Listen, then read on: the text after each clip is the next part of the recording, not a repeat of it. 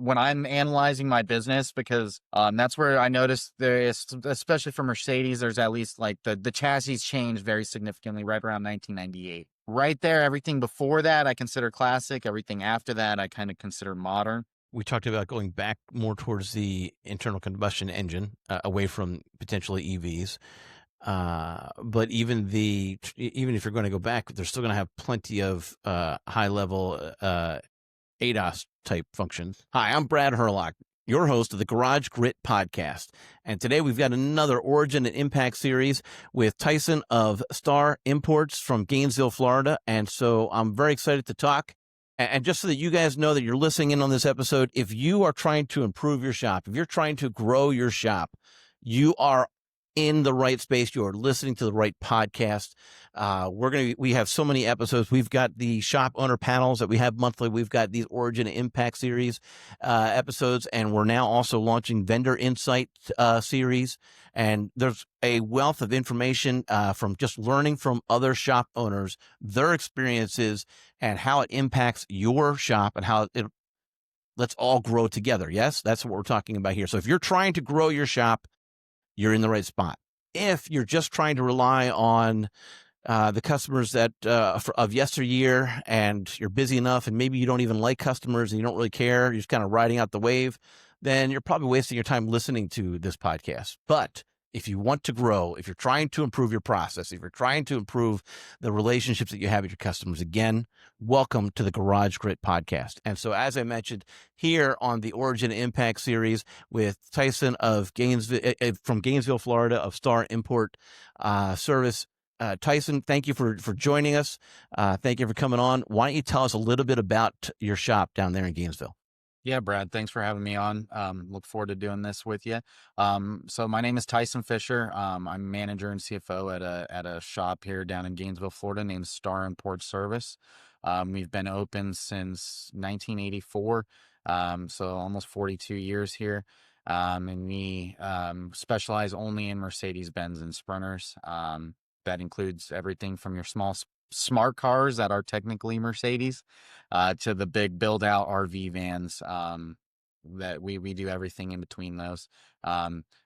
We've been at this building since 1987, the same exact location. And we've just been plugging along. My grandparents started about 42 years ago, and I've enjoyed every minute of learning to run this place. So. And did you say that smart cars, those little tiny golf cart sized cars, are basically Mercedes? So you're working on Mercedes. Those are Mercedes car.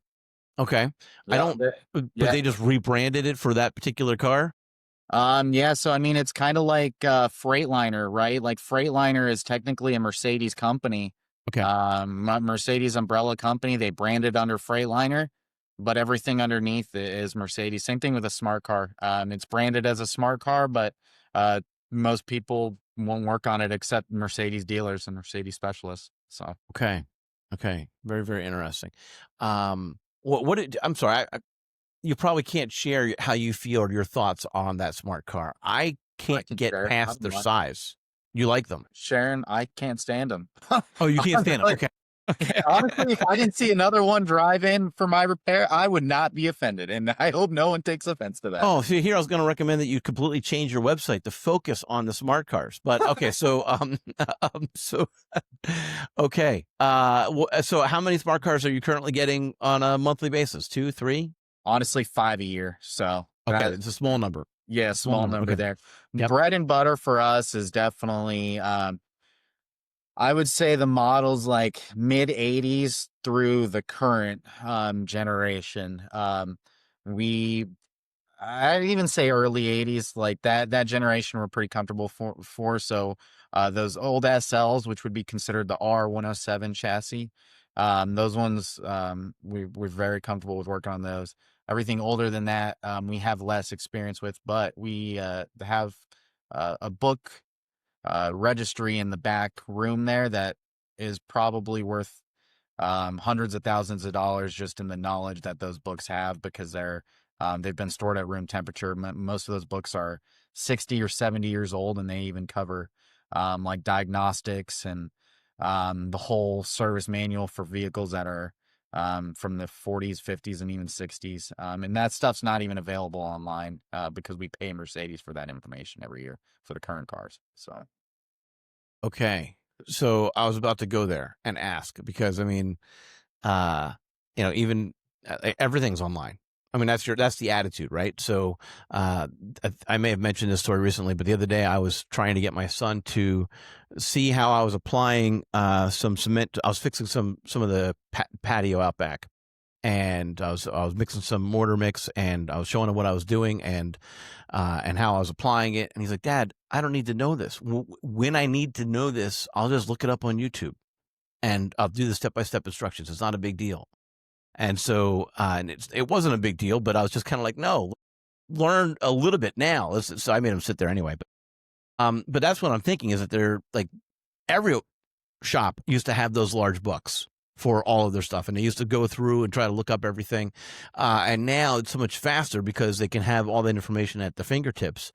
Mercedes doesn't give you a computerized version of that book so that you can use it locally. so they have everything until about the 70s. From current back to about the mid 70s. It kind of depends on the model type, but usually around the 70s and early 80s is where the information is online, and everything before that, every model year before that is not online. And even the parts diagrams for them, they're if they are online, they're not chassis specific, right? So particularly with Mercedes, right, you'll have one like body style, but then within that body style we'll have 8 different versions of that one body style, even back in the 80s, and it's even more so today. Like manufacturers have just started incorporating these elements in the last 10, 15 years, really since the great financial crisis. A lot of manufacturers changed how they were approaching customers. That's why like Toyota has a bunch of Camrys now, whereas they used to have really just one Camry model and like maybe an upgraded version of it.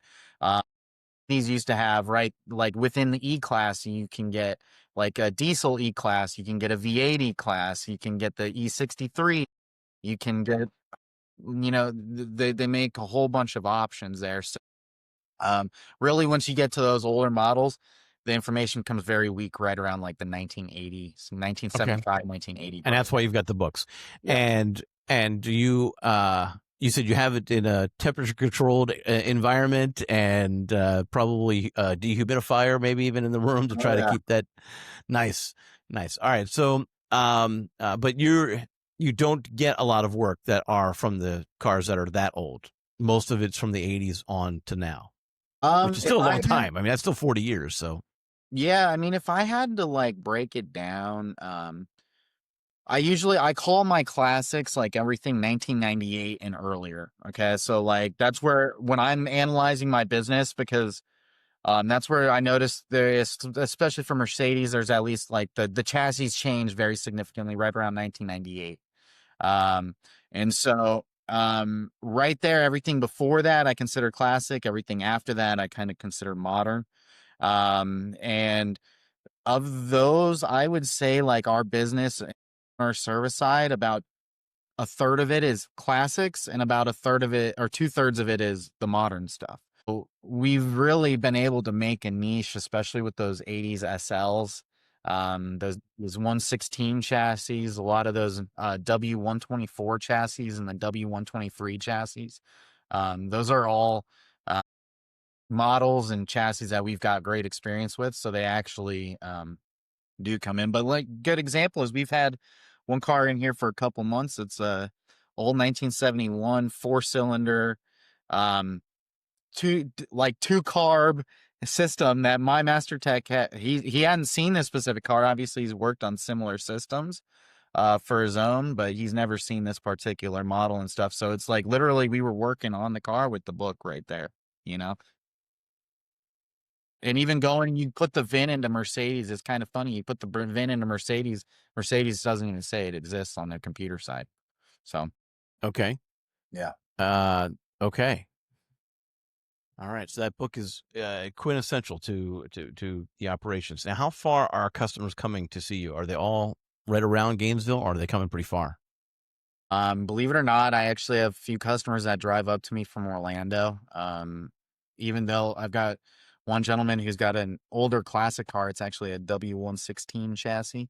And that he drives that to me from Orlando. He'll drop it off with me for a couple months every year, and we do service on it. And then um, he comes and drives it back. So I pretty much made a decent market niche out of South Georgia.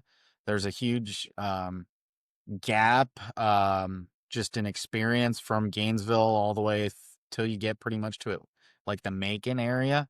And so we actually get a substantial amount of customers from that South Georgia and even from the suburbs of Jacksonville. So I would actually say, like, because of our specialization and the uniqueness of our geography, where we're at, and it's kind of a unique hole to be spot for us for our business.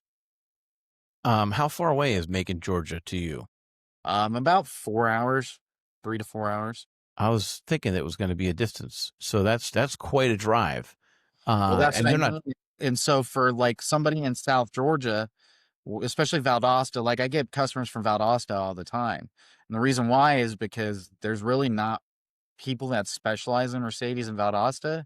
And even then, it's like, okay, now my choice is Jacksonville, Gainesville, or Macon, right? Like those are the only three choices. Yeah, you could go down to Tallahassee, but that's a little bit further of a hike. And so it's very interesting. I mean, I've even had I have Sprinter vans. I have people that told me they're Sprinter van from like Pensacola, Florida, because there's no one else out there that, and that's at the very tip of the panhandle. You know what I mean? That's at the very far ends. Um, I honestly attribute that to Josh. Josh has been the single biggest driver of the reason why that we've been able to get those customers. I mean, especially with the sprinters and stuff, just like his Josh is our master tech. So yeah, and he's really good on the electronics, but he's also meticulous, and it's really been a benefit to our business. I think that's why we've been able to get people who will tow us the van from Pensacola and pay the however much to the tower, because they trust that we're going to take care of it right. Interesting. Okay.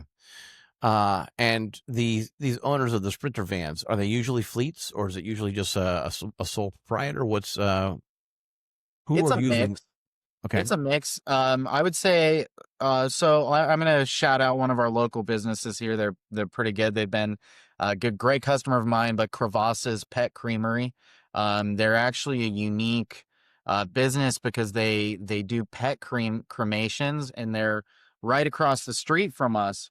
But they work with vets all over the state. So every single day, one day the van is up in Jacksonville picking up pets. The next day the van's in Miami.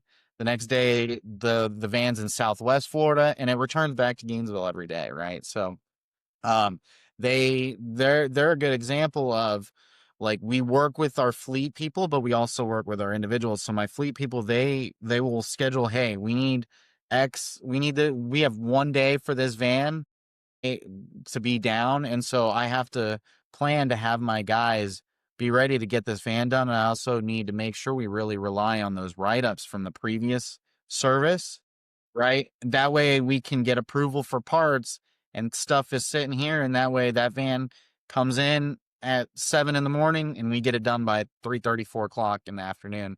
You know what I mean? And how are you And storing the write-ups for parts? what's that? Is that also on paper, or is that do you have are you using a CRM for that? You were asking So about what we the do. write-up from the prior service. Yeah, so one of the things that I did when I first took over our business, and I think this is why I'm going to mention this, because I think it's very worthwhile for a lot of shop owners to consider this. So when I started going through our business, one of the biggest things that our business was lagging was the software program. So my grandparents were running off of a DOS matrix program, where a lot of the function, like a lot of the every like key had a specific function, right? And I think I spent 6 months trying to learn it, and I gave up on it because I said this is so like Oh, come on! antiquated. You don't like the green screen DOS prompts? right? Okay.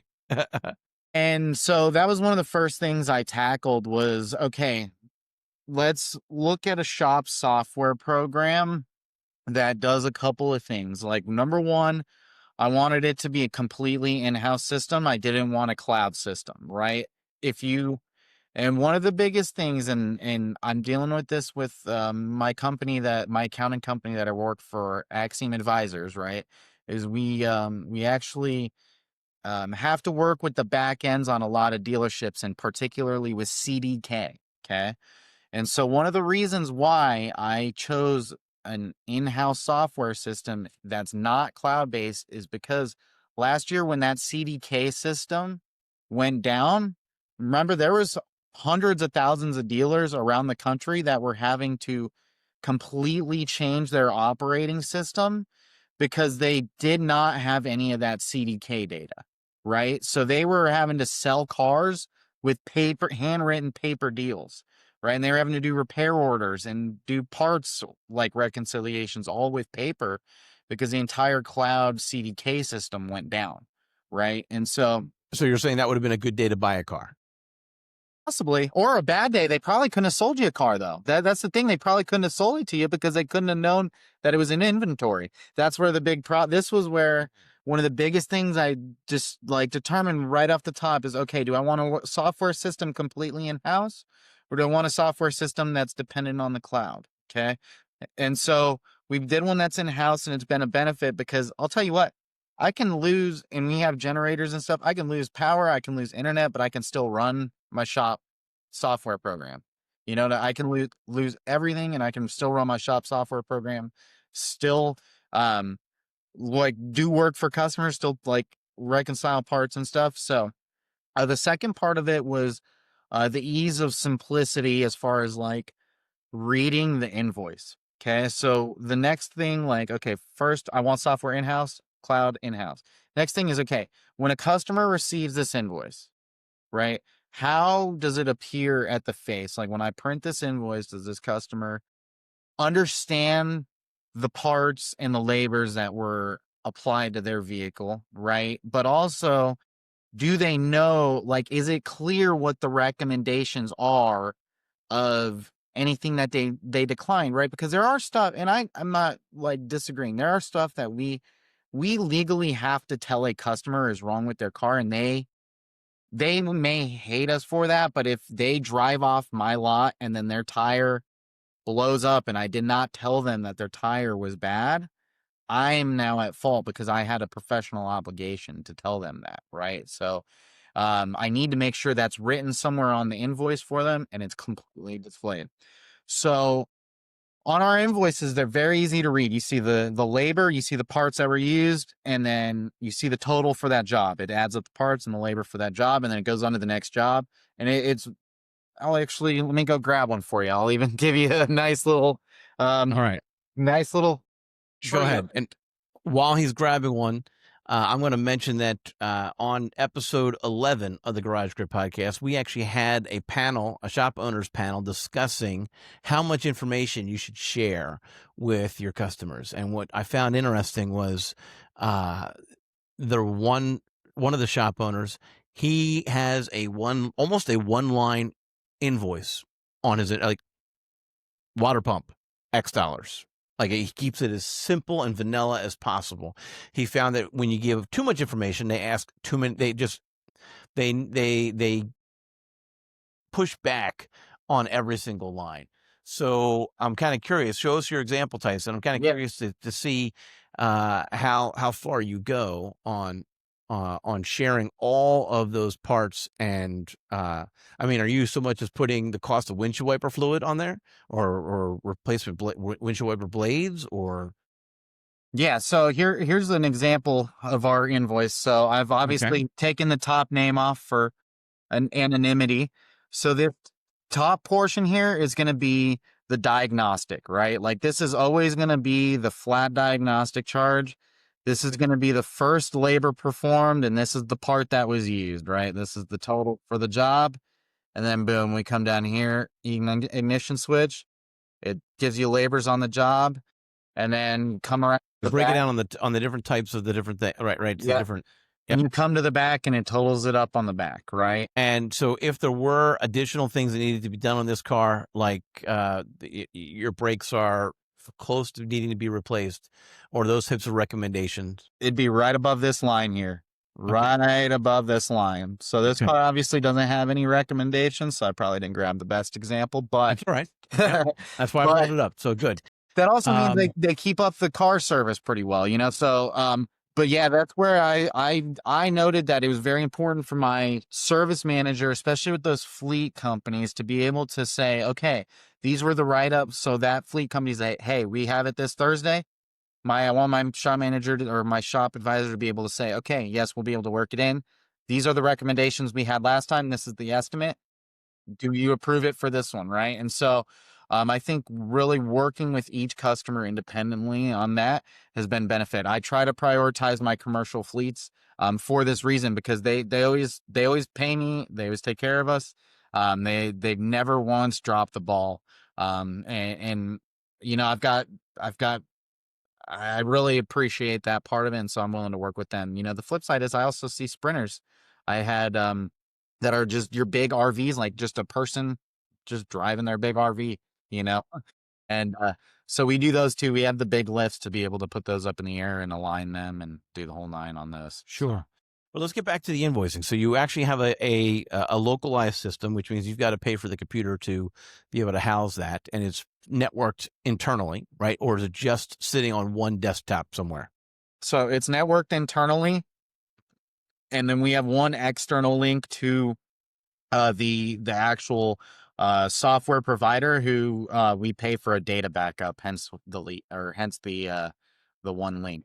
So they really did a good job, and I'll say the name of the company. It's WinWorks Software. They've really done a great job of building a software program that I like is in completely in house. So that way I'm like it's easy to see, like it's completely in house, and I have no risks. If the whole world was going to go down, as long as I still had some energy, I'd be good to go. So, Okay. And do they make a cloud version as well, or is it all those who want localized software? so they do offer a cloud version. I actually considered it because Okay. they offer it for, especially if you wanted to get tablets. That's where they add the cloud part to it. Mm-hmm. But I I'm Okay. still I don't like that. I'm nervous. It makes me it to me it's an additional risk that I don't Mm-hmm. think is worth losing. Okay. And so they are your shop management software, and right, that's they're helping you retrieve the estimates and whatnot. Yes. Yep. Oh yeah. Okay. Are they also your CRM? No, Can you I use mean those? yes and no. Like Okay. we don't really do too much CRM per se, Okay. as far as following up, but like um where I try to where we really focus on the quote unquote CRM is on the initiation, the follow up. Like I don't want customers to be bought. Like every company now sends a customer like a so like I feel like I'm just another company sending another survey. So it's like I don't want to be that. I do it for specific customers. Now this is where I don't tell my guys, but I do audits, and when I have things that are flagged as weird, I do call the customer or email the customer to figure out what happened. You know what I mean? So uh, that is something that I use my accounting brain kind of flag anomalies, and then I will directly reach out to the customer if there's an issue that I notice. Um, but other than that, we don't follow up with CRM. I kind of let my guys do all of the CRM with the customer from the beginning, the moment they call the store or contact. Okay. So. And that line on the invoice, are you measuring how often they're coming back for that maintenance, or that they're kind of remiss and letting it slide? And So a so lot of CRM companies, right, they automate the reminders, right? Hey, the last time you were here, we recommended breaks for your next visit, and it's been 2 months. Time to get your breaks done, right? right. What are you doing in that regard? So we're not necessarily like following up with like, hey, couple months we have breaks. What we always do is obviously we put it on the invoice. We always give the customer an estimate if we note it, and then it kind of go from there. Now, as far as following flag backs, what we do is my guys' bonuses are actually tied to that completely. Um, both my technicians and my service manager, they're both of their bonuses are separate, but they are both tied with this part, right? Because there's two parts usually that cause a comeback. It's either a miscommunication. The most common things are miscommunication or a like misunderstanding. And what I mean by that is, okay, miscommunication from either the service manager to the technician properly communicating the job, the technician properly communicating back to the service manager, who then needs to communicate back to the customer, right?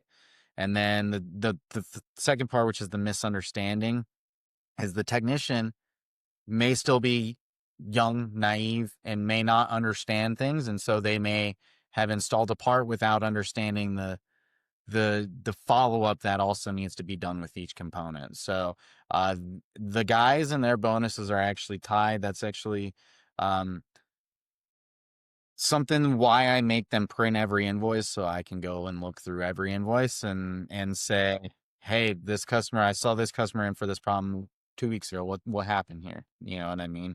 And then that they'll tell me. So we kind of do a little more manual. I don't really implement AI as much on that part or CRM system, but um, the guys have to print every invoice and every RO that comes into me, so I can see, hey, this customer was in with this car for the same issue 2 weeks ago. What happened here? You know. Or do you keep those indefinitely, or after you've kind of reviewed them, you kind of toss? I mean, it's a copy, so you have it stored if you needed it to. Well, all invoices I keep a paper copy of for 7 years. Um, Okay. yeah, all of them are upstairs. I keep a copy for 7 years on everything. That's just my accounting. Uh, I was wondering if that's the CFO in you, right? Yeah. So yeah, okay. the accountant in me saying that if the government really wants to open up 7 years, let them have it. I'll give them. I'll just throw a bunch of boxes at them. Okay. All right. So Nice. Nice. Okay. Um. All right. So no CRM. How are your customers finding you? You're saying they're coming from Macon, Georgia. They're coming from potentially Pensacola. Like, how are they coming across you? so biggest thing is SEO. I found that SEO, search engine optimization, is actually very critical, particularly for your region. Um, Good example, and I'm not going to say the name, but there's a local business. I mean, I'm sitting in my house and I want to look up the menu, so I just type the name of the local business, right? I scroll through the whole first page and I don't even see them, right? Like that shouldn't be the case. Like, and not only that, it was like their name is blank cafe, right? So I had to add cafe to the end of that for them to even pop up, right? And this is where search engine optimization and really getting to the back end on Google um, is really imperative, I think, is because that is the most common resource still for people to go look up where something is Google. Um, and And the what are they searching for when they're searching for you? I think they're looking for Star Imports, Star Motors, like their Star. I basically, the way I triaged my SEO is literally take it from the shortest abbreviation possible and then expand it from there, right? So like a customer may just say, like, because people talk in slang even when they just go Google. So, somebody may not just Google Mercedes repair. They may just say Benz repair. They may just say NB repair, right? Like it really just depends on the individual. So what I did is I literally took it from, okay, if I was talking in the most abbreviated slang, to like the most lawyer, to the highest level of lawyer talk, right? Like what are all the words that I can try to capture for customers within there, and then incorporate that into SEO. So I try to do it to where, and then the second part of it is geography. So I don't want to be popping up. I don't want Brad Herlock to look up Star Import in Pennsylvania and then I pop up. That's a waste of my money, you know, because you're not going to be bringing me your Benz. I mean, the high likelihood of that is very low, you know. So I don't want to be showing to you. I want to be showing to Brads who are in my region, only my region. Like I don't want to go. And so I've focused on, like, I started with Gainesville, Ocala, and I slowly started moving the edge like outward. I still only advertise as far south as the Villages. That's kind of the lowest I can capture. Like the Villages and across to Orlando and up is kind of the lowest I can. The furthest south I can capture, and then I can go as far north up into Valdosta. I think I go um to Tifton, Georgia, I think is where my SEO range is, and then I go west to Tallahassee and then east to Jacksonville. So like my And SEO. you talked about SEO, but what about on the what about on Google Ads? Are you doing anything with Google Ads? Yeah, well, that's where I've been doing a lot of my SEO Okay. with them. Yeah, so Okay. I put on the back end with the SEO, and then it ties with the ads. Like Yep. that's the way that they designed it, and so I Good. only have one or two ads with Google, but they seem pretty effective, and they've been better every month. I've been I hired a computer guy to go in and do our website stuff every month, and Okay. I've noticed a lot better results performance wise from the website since that. All right. Good. Nice. All right. Let's talk. So we've talked about software systems. We've talked about marketing.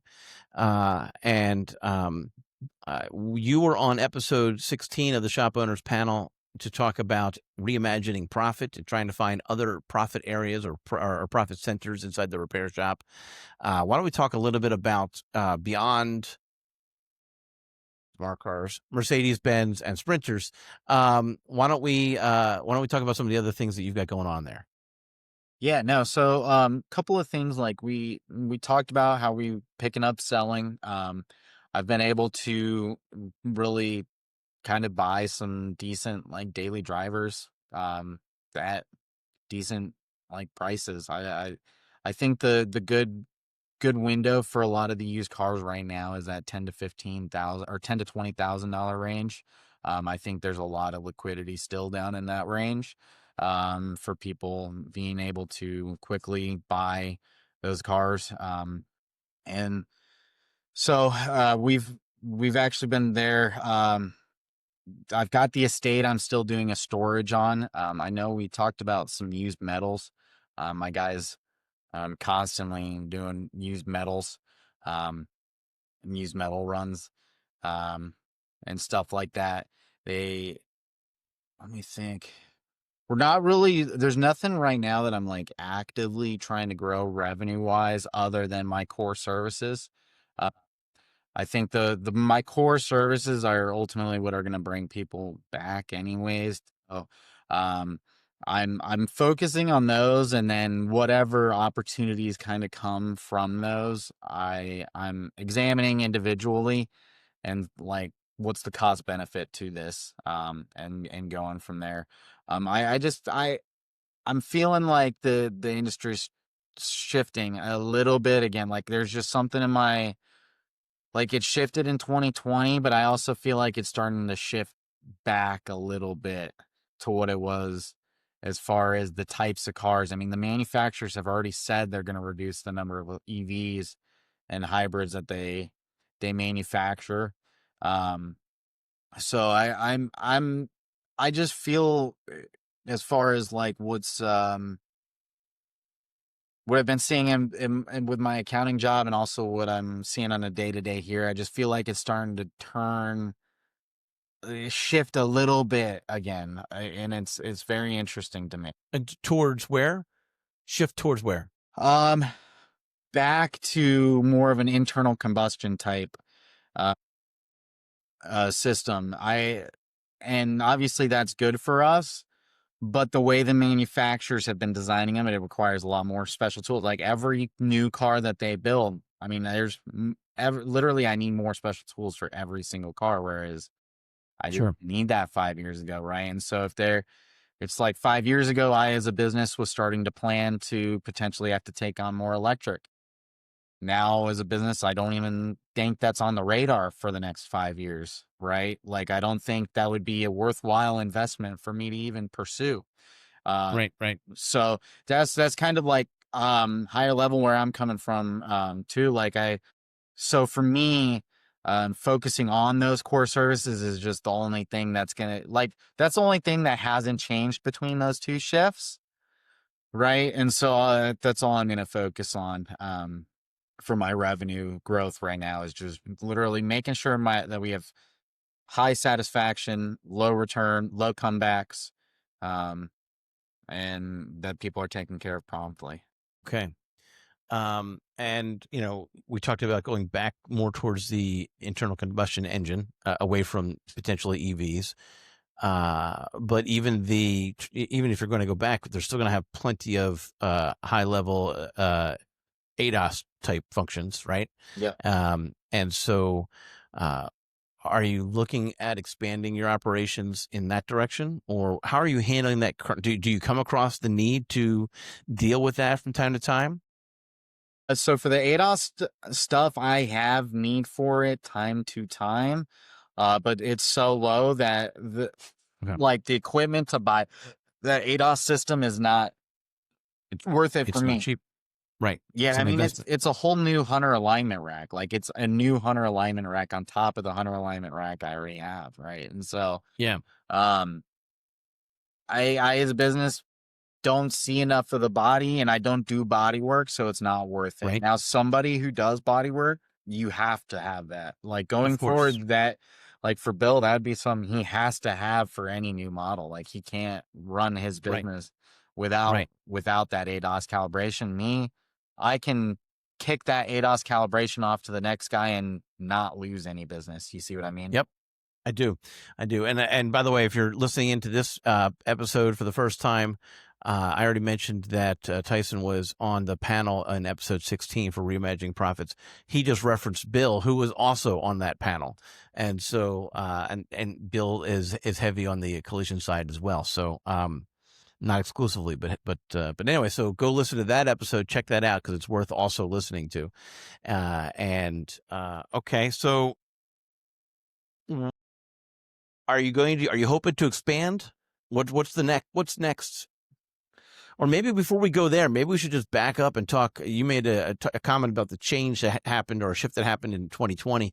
I remember 2020 being a little bit different because I'm not in Florida. I was in Pennsylvania. And so, I looked like this. Or something like that. But that was by requirement, not by choice, right? So, Yep. me personally, when I could, I had it off, or when there was issues, we still had to go to the grocery store, right? Uh, it was can't come in unless you had your mask on. The one place I will say I even is told I even told my child at the time, who was like, 5 or 6, I was like, this is silly, but we are making other people feel better, so we are being nice. Yep, That's what I no, told them. that's literally the one place that I in my business required it was if the customer requested it. Like that was it. If the Yeah. customer requested it, then I required that my guys do follow up with that request. You know what I mean? But Mm-hmm. yeah, other than that, it's like, we work in an open shop. Like my service desk is in the garage, right? So Okay. and the garage doors are open all day. So we're outside, right? So it's like, other than me being here in the office, but customers still go to the service desk outside. So there was really no Okay. point for us as our business unless we were in It interactive. was very open air type atmosphere. Okay. Exactly. So, I'm sorry, you're in Florida. That to me sounds hot and awful. It ain't bad, honestly. When you have enough air moving and you have some of those coolers, we have a few of those coolers, like the mobile cooler units. Um, Okay. and my guys just take that with them at any job they're on. So, and I've worked in the shop. It's actually reasonable with the coolers. It gets hot in summer. I ain't gonna lie, it gets hot. Okay. But Yeah. Yeah. And I'm a little bit of a wimp when it comes to the heat. I don't do so well. Cold, I'm good with. I'm fine. But can always put more clothes on, right? So that was kind of I'm not a fan. So, all right. So, I've heard of other shops, even, north of you, talking about how, their selling point was that they have air conditioned bays for their technicians. Um, but your technicians they're comfortable with those mobile cooling machines. They're good. yeah, no, I mean Okay. they seem fine with it. They haven't complained. I mean, I buy them Okay. Gatorades too, so they All get right. free stock of Gatorades on top of it. So, Nice. Nice. Okay. got to support All the right. local Gatorade, you know. Yeah. Okay. Very good. Okay. So tell me about what happened in 2022 to your shop. Yeah, so I'll kind of take you from the beginning, Brad, so we can kind of just like go from the beginning. So my grandparents really started business in 1984. It was just my grandma and grandpa at the time. My grandpa was actually started in in his garage at the house. The spare bedroom that they had in the house was actually my grandpa was using cigarette boxes for like parts containers and stuff. It was pretty cool that he quit from there was a dealer here in Gainesville, and he was my grandfather was the like lead technician there, and they had basically shifted the commission arrangement to give more to the service advisor and less to the technician. And my grandfather was like, "No, no way, no way! Like I'm either quitting or you guys cannot change that." And so they obviously went through with the change. My grandpa quit and opened up our business, um, and slowly just started churning. He eventually, after about a year, he moved over into a shop across the street from where we're at, and started in a 3-bay garage. Um, and then eventually they got, by 1986, they were so busy that they had to kind of expand a little bit. And my grandfather built our building that we're currently sitting in 1987. And then, believe it or not, like 1992, 91, 92, it actually got pretty hard for them. And funny, and it's just the way the dynamic, everything was working. But funny enough, a customer named Roger Maris decided to bring his Mercedes to our shop. And obviously, Roger Maris, being a former Yankees baseball player, he not only owned one Mercedes, he owned 4 Mercedes. And on top of that, he had a big brand. He owned the Anheuser-Busch distribution channel at the time. And so he had a lot of contacts and relationships here in the region. And believe it or not, my grandfather actually tributes a lot of our early like getting off the ground to that relationship with Roger Maris. Uh, and a lot of the, because my grandfather said they were really starting to struggle there, and I think it's because my grandfather never did advertising, never did, like he's very much a like, I go to work and then I go home, like I'm gonna go to work, do my thing, go home. And so they weren't focused on those other parts of the business that what I call business development that does need to get done. And so I do think that that part of it did struggle. So I think that when my grandfather moved on to like when my grandfather got through that portion, they actually had a lot of good years. So they were doing pretty good until about 2007, 2008. They got knocked back down again. But this time it was a lot different because they weren't in their 30s and 40s. They were in their their upper 50s and upper 60s. The flip side of that was that the business didn't really have a manager either. I think the business, quite frankly, began to go onto some life support right in about 2009, 2010. And somehow they held on until 2017. I mean, when I got to the business in 2017, like genuinely, if you had like somebody, a financial advisor, they would tell you that the business was bankrupt. Like we had like we had like $3,000 cash in the bank. We had like our line of credit was 98% maxed out. Like they were basically paying salary to keep the employees in business through that line of credit, right? And so it Oh, was, that's trouble. yeah, it was trouble. So that's basically what I came into. And obviously my only experience prior to this, um like with management, is I was a general manager at Five Guys out in Denver. So I'd done that for a few years. I'd actually opened up a brand new store in Denver. If you go to Five Guys on Tower Road, I actually basically built that store from the ground up, and had to hire 65 people, had to cut down to 22. um, that was a crazy experience, but it definitely put me in the position to manage the business, at least know where to start with managing the business, right? And so that first year I had a lot of learning curves. Like it's very interesting. Like I had a lot of learning curves. I never done a bank reconciliation. I never done like journal entries. I never gone and reconciled invoices. I never even gone and entered an expense, right? And so I had to learn the basics of the business from the software end. I had to learn all the accounting end as well because my grandmother did all the accounting.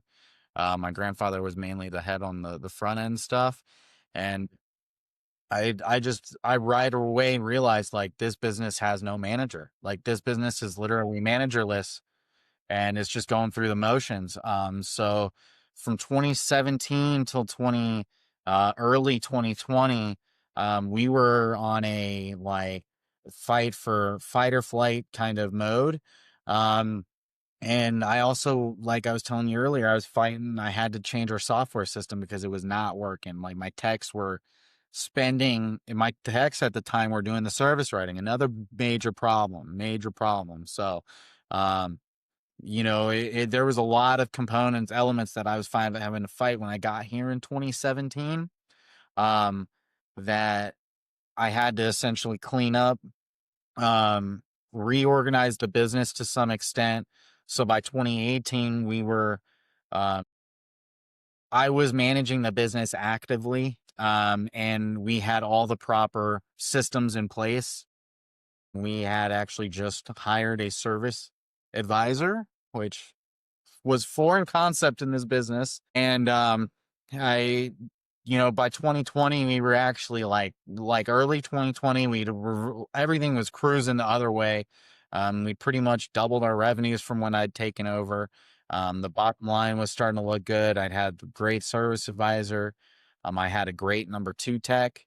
um Flip side is literally March 2020, everyone stops driving. And then at that time I made the business decision, obviously, to keep my employees because like that's what I in my heart knew was right. My business lesson I've learned from that is I definitely need to be a lot harder right off the gate in a situation like that. Like I have to be more decision and less like me holding on to those employees an extra month pretty much almost put me bankrupt. Like I'm not gonna lie, if we didn't have our PPP hit right within the week or two that it did, we would have been out. Like we just didn't have enough cash flow. So you did let them go, or you did not, I had because to of the let them go. PPP? Like I got to the end Oh, of April and I still had no decision on my PPP yet. So okay. I said I have to let you guys go. Thankfully we got the PPP approved like 2 weeks after that. And then based on the language, I was able to hire them back really quick after that. And then we were able to get the whole nine, like the relief, and we were able to hit the 80%, which they ended up dropping to 70% because so many businesses had problems getting to that 80% mark. They ended up reducing it to 70%, and a couple other specifics about it. Um, but yeah, I had to redo the business, and then 2020 hit, and now basically had to reset again.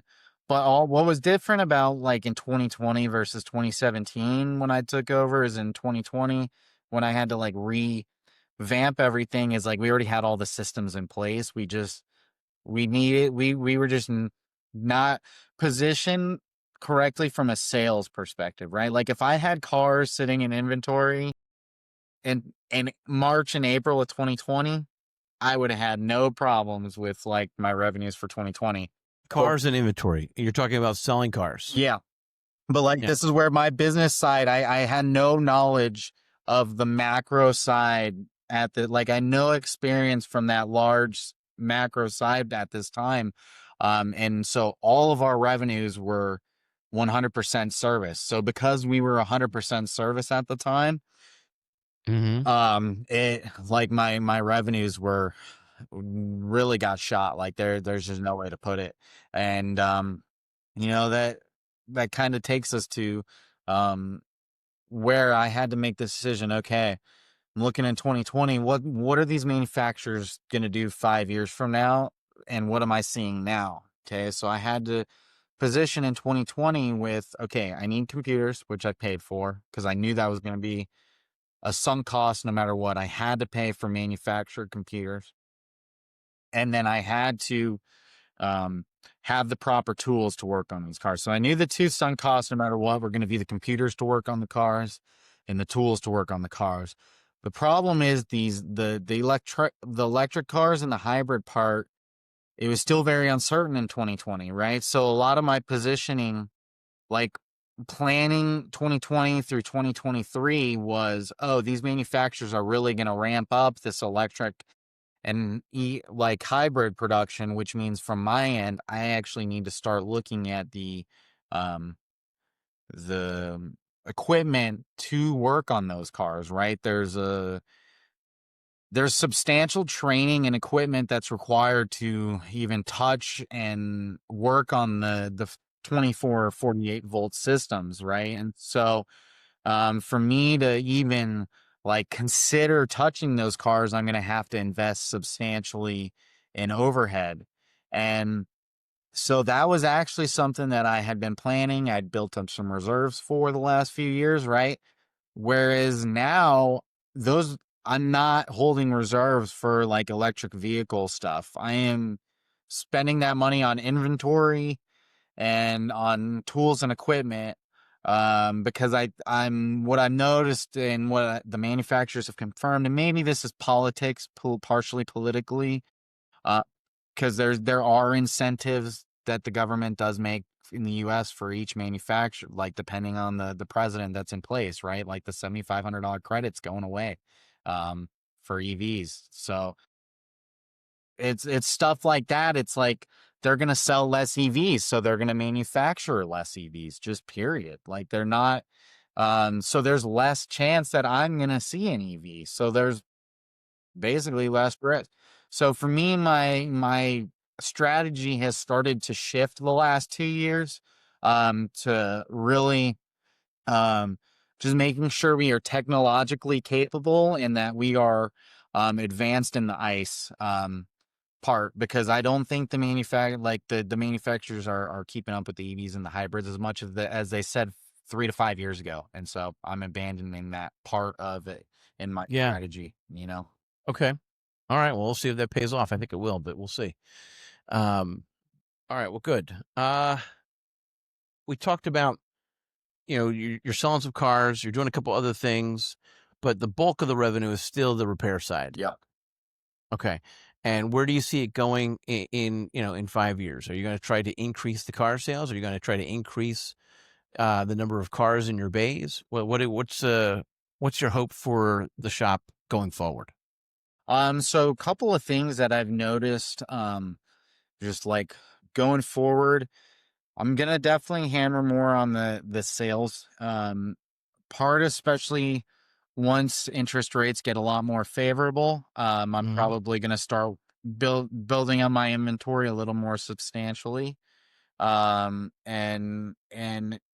once that change is made, because I know that cars are easier to sell with lower interest rates. So there's just period. Sure. Um, The um, we worked with so I've worked with Truist. Thankfully, that's who we've done our main banking with, and Truist has actually helped us getting a floor plan um available for our business, which is nice because I haven't used any of it yet, but it's there if that end does pick up, right? And so All right, so hold on. You're saying you've got a building that you're not completely using at this time. no. So a floor plan agreement essentially is when a bank allows me to buy cars on credit and then sell those Got it. cars. That's what you're talking about. Yep. Okay, So, and so Truist actually granted us a floor plan credit because of our line of credit with them,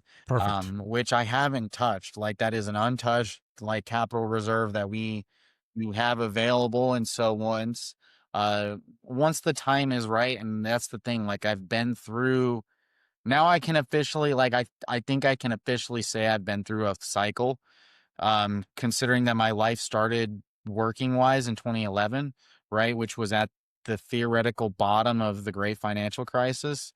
And I was working with people that literally lost their accounting jobs, and I was a 14-year-old sweeping the floors, like, right.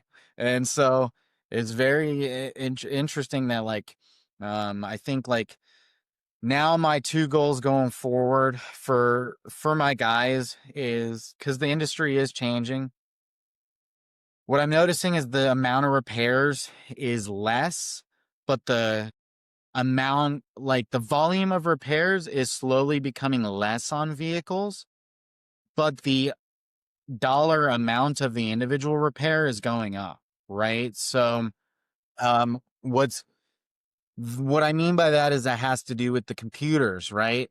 You can't just install a computer on a car. That computer needs to be installed and programmed now. Like you can't just whereas like a car from the 90s or even early 2000s, you can go buy a used one, slap it in there, and it'll work. That just especially since they clamped down on what's known as theft related parts or TRP, you can't do that since really about 2007, 2008. Um, and so and that's on all manufacturers. That was a manufacturer, that was a federal law about theft. They call them theft relevant parts, TRP.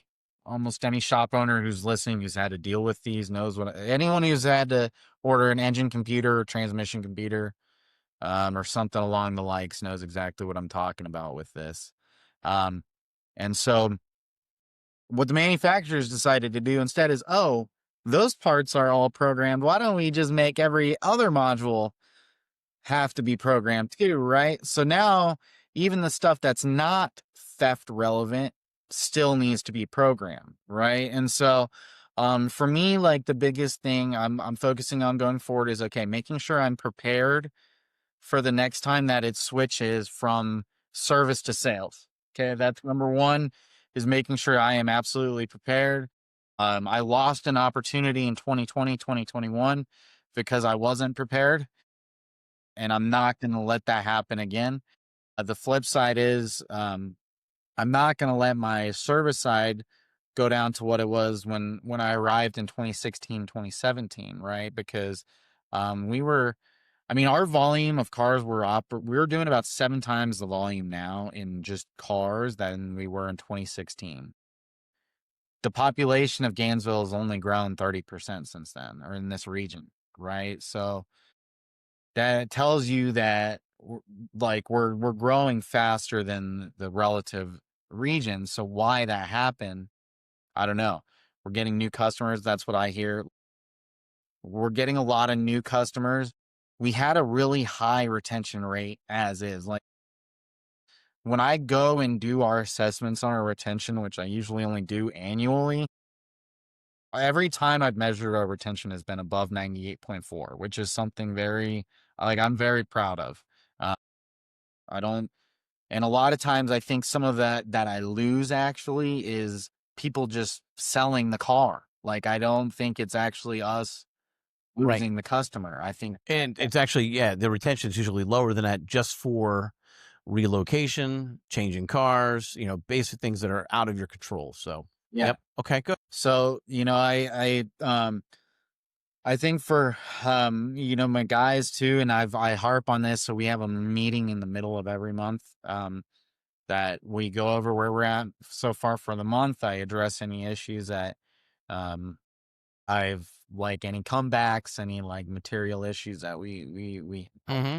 and then we break our team meeting. But I really try to hammer on making sure that like I don't want them to focus on the top line numbers. I don't care about that. I really don't. I care about making sure that the customer is taken care of and that the customer comes back, right? Like I do care about the bottom line number because the bottom line is Sure, you can't be upside down every time you do a ticket, but you focus on the customer first, and that's a big takeaway on any business that you run. Focus on the customer first, and then so a lot of the rest will take care of itself. I mean, it's not 100% that way, but that's where your focus needs to be first, right? yeah, no, and I always Take tell care of my that guys, customer. take care of what's in front of you first. Like focus on what's in front of you first because you start focusing on the next job or the next customer that's coming in and you start to your quality goes down and then our quality goes down. Like everything's tied together. So I actually had a new kid that I hired a few weeks ago, and not a few weeks ago, it's been about 2.5 months now.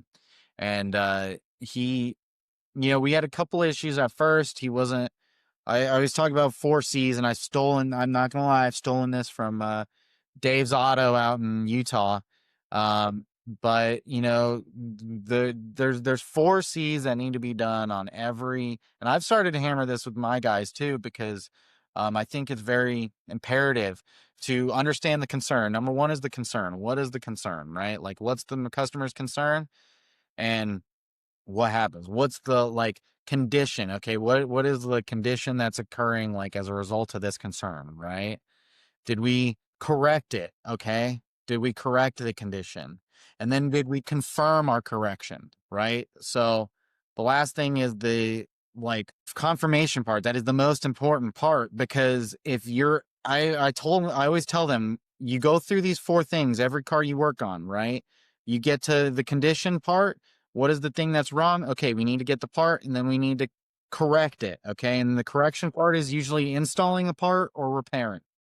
Okay. Now what happens after this is we go to the fourth step. If you don't pass this fourth step, you have to go back. You go back to number one, right? You automatically revert back to number one.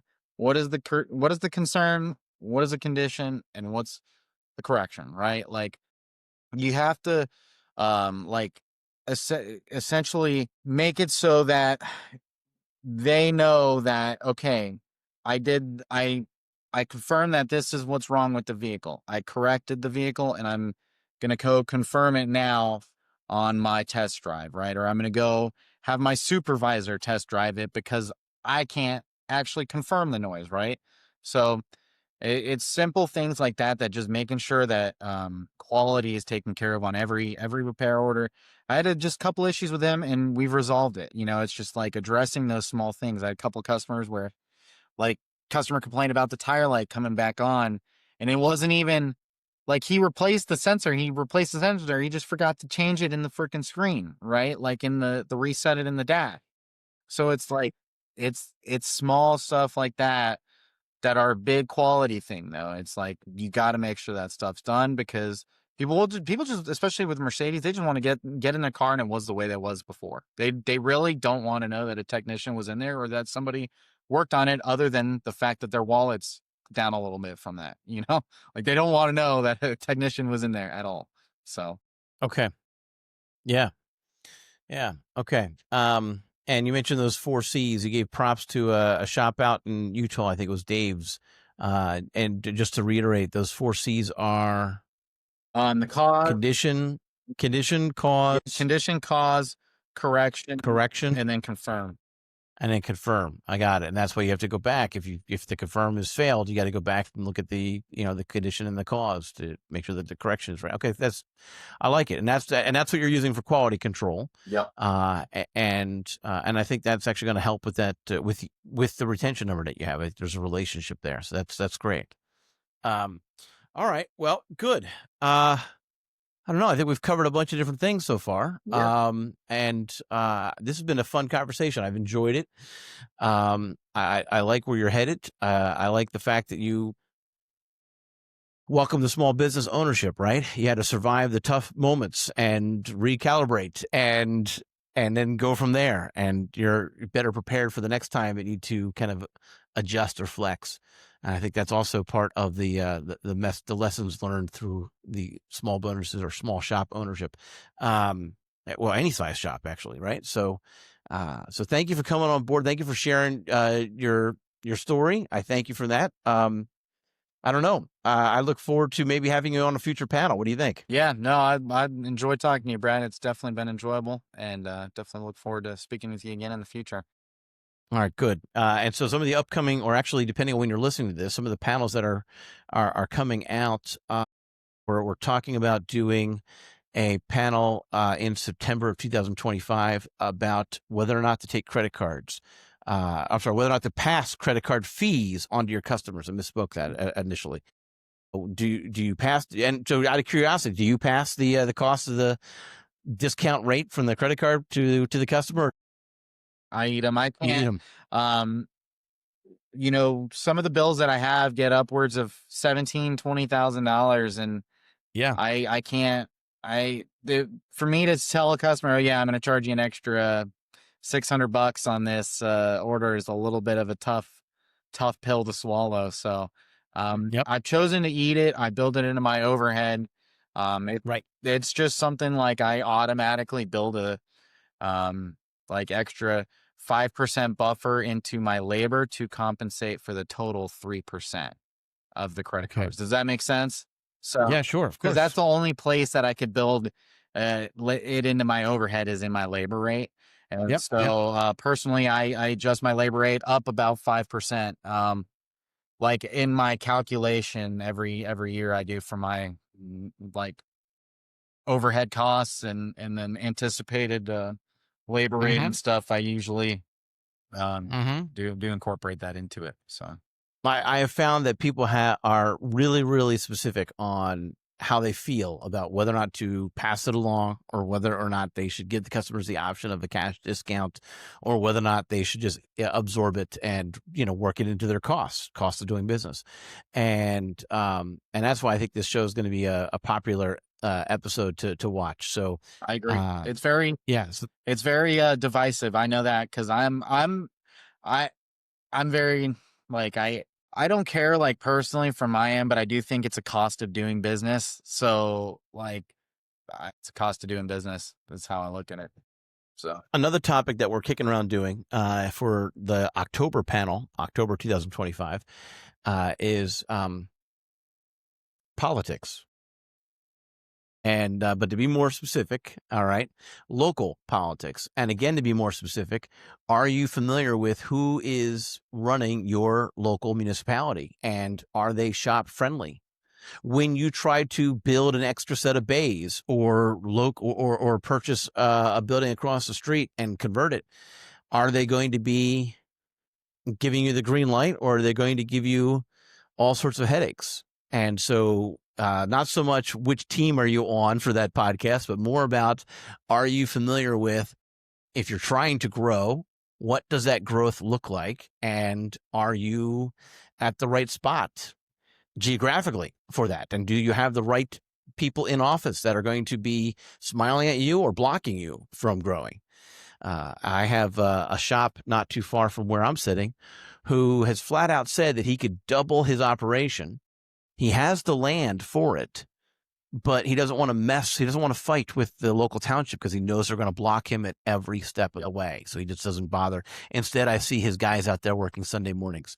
So, so I mean, it's an interesting conundrum. So I think that'll also be an interesting topic. I don't know. yeah, We'll oh, see. that one's interesting. What I can opine on that regarding my situation is the city of Gainesville. It just took them 4.5 months to approve a screen room for my personal house. I can also tell you that the city of Gainesville is no longer. You cannot no single new development will have an automotive rating for the business. So meaning that on the commercial property, meaning that you either have to buy an existing property with that commercial property grade rating, or you have to go to another municipality to build it. So, Right. which is nice for me. Like, I'm not gonna lie, You're here. Yeah, that helps you, right? it's You're a already barrier existing. to entry. It's a huge barrier to entry. Mm-hmm. Like a huge barrier to entry. So being in already, I mean, we're protected. And one of the things that's shifting for me is one of my one local independent competitor just sold to an investment firm, and um they're actually like they had an employment agreement to remain there. Well, that ceases in Thanksgiving of this year. So I know that there's going to be a benefit to for my business from that. I've actually already had some of their old employees, since this change was made, actually just drop into my business and ask if we were hiring. And of course, you said yes. Get a wrench. I wish I could say that. Okay. All right. Well, maybe we should talk about trying to figure out how to get you even more business, so to be able to say you could say that. But Yeah, right. For now, But no, yeah, no, that'd be an interesting one. So no, keep me in mind on any of them, Brad. I'm always here. all right. I'll do that. I'll do absolutely. So thank you for paying attention to another episode of the Garage Grid Podcast. I'm Brad Herlock, your host, and thank you to the sponsor, AA Shop Marketing, a digital marketing company for auto repair shops. Also trying to help as many shops as possible. Also trying to help shops just trying to figure out what the next marketing step is. And so if you don't know what your next marketing step should be, on the aashop.com website, there is a spot right on the homepage for you to go out and say, what is my next step? A little form to fill out, and our team will actually do the research, come back to you, and give you some information about your competitors and tell you what your next step is. But if that's helpful, then let us help. All right. Thank you for listening, and we'll see you on the next episode.